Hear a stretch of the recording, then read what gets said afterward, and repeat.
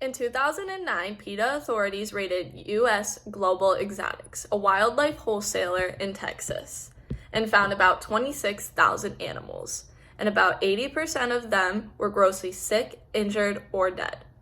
Now, before we dive in, I want you to know that animal abductions, trafficking, and mills are all direct consequences of big chain pet stores. And what I mean by big chain pet stores are pet stores like PetSmart and Petco. These big chain pet stores promote unethical treatment of animals and even go as far as to encourage it. In this speech, we will cover how pet stores encourage trafficking and how they fund it. We will walk through the different animals and the treatments they receive before arriving at their forever home. Now, to begin, let's start with what goes on before the store. Before the pet store, animals are shipped around the world and kept in facilities such as mills. Keep in mind, it is estimated by National Geographic that 70% of animals die before reaching their final destination. PETA has investigated many animal mills and wholesalers and has busted many disgusting operations. One of the worst cases I've discovered is Reptiles by Mac, a reptile mill in Ohio. Reptiles by Mac breeds, sells, and ships all kinds of reptiles such as turtles, frogs, bearded dragons, geckos, and so on. Undercover PETA investigators went and worked for the mill, spending about 15 weeks in total observing what was going on.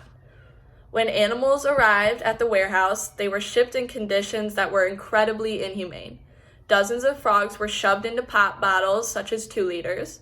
Baby turtles were shoved in egg cartons so they couldn't move, and snakes were in milk jugs or mesh bags. Not to mention, none of these animals were provided food, water, heating, or space to move, or any basic needs they might have for survival. Then, when they arrive at the mills, they are thrown in small tubs that have nothing but their own feces and dozens of other animals. To prevent the animals from leaving the facility, since they don't put lids on any of the tubs, they put glue traps everywhere for them. Eyewitnesses reported them being covered in tons and tons of dead lizards or lizards almost dead trying to escape. When animals die or are sick at max, they are freeze, gas, or simply just thrown away. On the other hand, though, Max is not the only horrendous mill. There are thousands of others for cats, dogs, and reptiles and pets you can think of all across the world. In addition, mills also create genetic problems in animals when breeding them.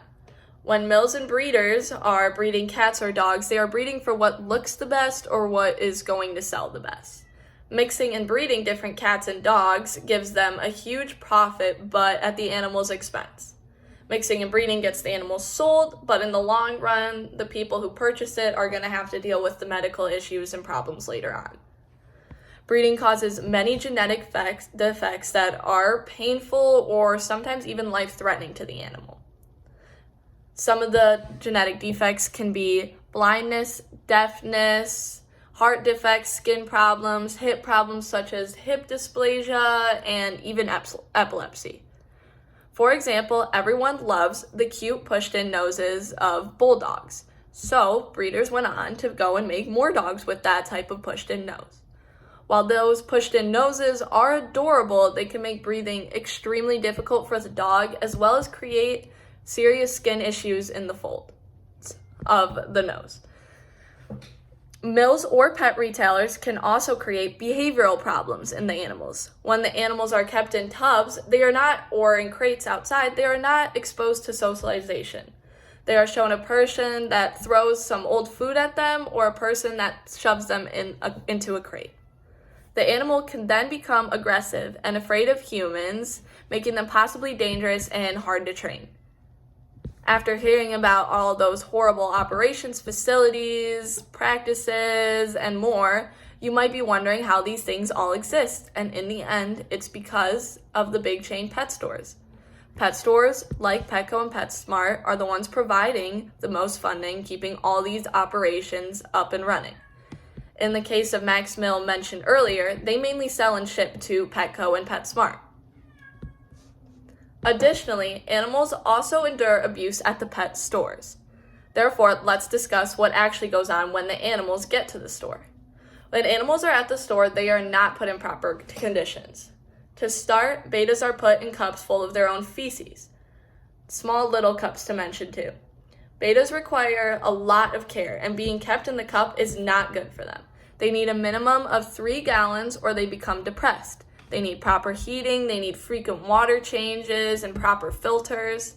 But big chains don't advertise this enough, big chain pet stores. By keeping them in a cup, they are not informing their customers of proper care, leading to further abuse.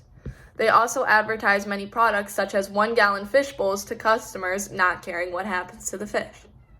They only care that they sold another product. Second of all, reptiles are kept in multiples in cages until they are sold. While this is not the worst when they are young, reptiles are solitary animals. Eventually, they will fight to show dominance and possibly hurt or even kill each other. This is abuse because when they grow, if they are not sold fast enough at the pet store, they're not separated, but also because it advertises that it's okay to keep them like that and they do not inform otherwise. They also show that reptiles just need the dried up bagged food and crickets that they are providing, but that is not the case. This comes nowhere near to fulfilling any of their dietary needs. All in all, big chain pet stores abuse the animals while at the facilities and promote improper care for the animals, leading to further abuse afterwards. In conclusion, behind the scenes, they cause a lot of abuse. They fund mills that torture the animals inside. They don't give food, water, or anything they need to them. And not to mention, the funds that pet stores give to the mills are just used for shipping in more animals. Big chain pet stores also then advertise improper care for their animals. They advertise kits that are too small or cages, but thankfully we have wonderful organizations like PETA working to fight.